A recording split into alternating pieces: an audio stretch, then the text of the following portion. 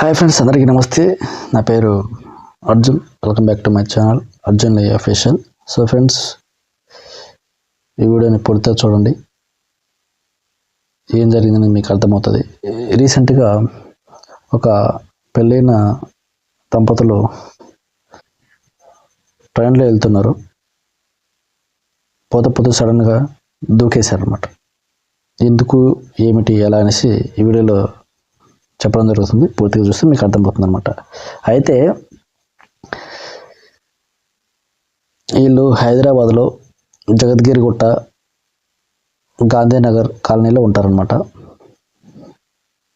ఇద్దరికి పెళ్ళయింది.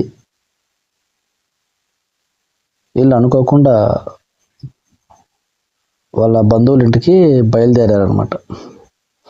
ట్రైన్లో వెళ్తున్నారు. మచిలీపట్నం ఎక్స్ప్రెస్ ఎక్కారు. హ్యాపీగా వెళ్తున్నారు. మరి వాళ్ళిద్దరి మధ్యలో సడన్గా ఏమైందో తెలియదు. ఏం గొడవ ఆడుకున్నారో, ఇంట్లో గొడవ ఆడుకున్నారో, మరి బయటకు వచ్చిన తర్వాత గొడవ ఆడుకున్నారో, వాళ్ళిద్దరికి పడట్లేదు. వాళ్ళిద్దరికి ఏమైందో తెలియట్లేదు. కానీ ట్రైన్లోకి ఎక్కిన తర్వాత వాళ్ళిద్దరికి ఏదో సమ్ ఇష్యూ అయింది. ఈ అమ్మాయి అబ్బాయిని చాలా ఇబ్బంది పెడుతుంది. ఎట్లా అంటే, వెళ్ళి నేను దూకేస్తాను, ట్రైన్ కదులుతున్న ట్రైన్లో వెళ్ళి నేను దూకేస్తాను అనేసి చాలా ఇబ్బంది పెడుతుంది. అబ్బాయి బతిమలాడుతున్నాడు, బుజ్జగిస్తున్నాడు, భంగపడుతున్నాడు. అమ్మాయిని గట్టిగా పట్టుకుంటున్నాడు, కదలకుండా చేస్తున్నాడు.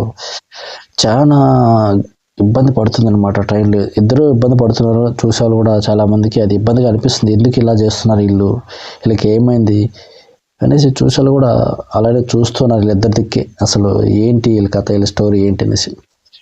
వీళ్ళు బహుశా ఇష్టం లేకుండా పెళ్లి చేసుకున్నారో లేదో తెలియదు. వీళ్ళ మధ్యలో ఏదైనా గొడవైందో తెలియదు.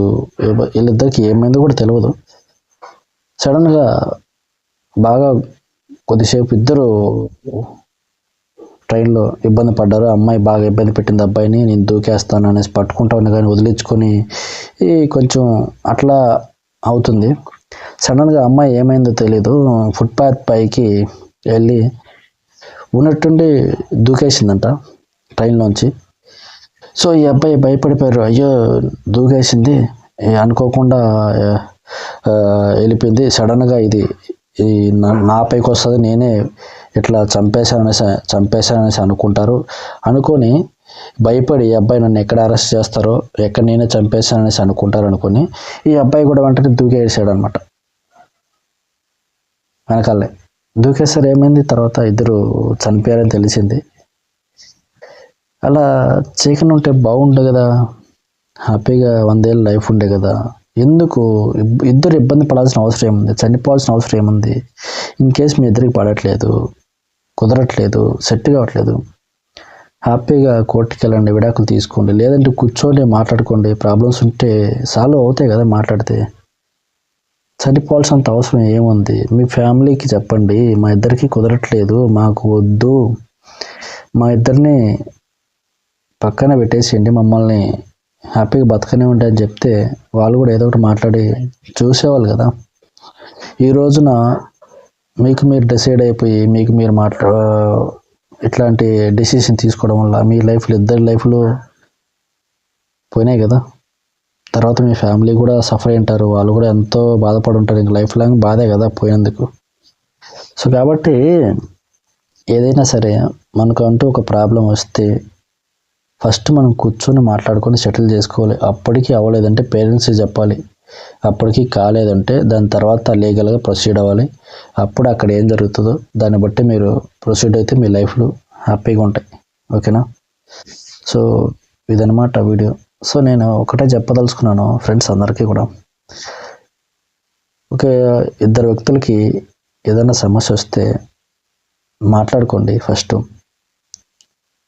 మంచిగా దాని గురించి డిస్కస్ చేసుకోండి. అప్పటికి కుదరలేదంటే మీ పేరెంట్స్కి చెప్పండి. అప్పటికి కుదరలేదంటే దాని తర్వాత మీకు నచ్చిన లైఫ్లో మీరు హ్యాపీగా విడివిడిగా ఉండి హ్యాపీగా బతకండి. అంతేగాని నేను చనిపోవాల్సిన పని అయితే లేదనేసి నేను అనుకుంటున్నాను. మీకు లైఫ్ చాలా ఉంది కాబట్టి ఇలాంటి పనులు చేయకుండా ఉండాలనేసి నేను కోరుకుంటూ సో సెలవు తీసుకున్నాను. Thank you. వీడియో నచ్చితే లైక్ చేయండి, 10 మందికి షేర్ చేయండి. ఇలాంటి వీడియోస్ చూస్తే కొంచెం ఆ మైండ్లో అనేది మార్పు వస్తుంది, అర్థమవుతుంది అనేసి నా ఉద్దేశం. So thank you, love you all.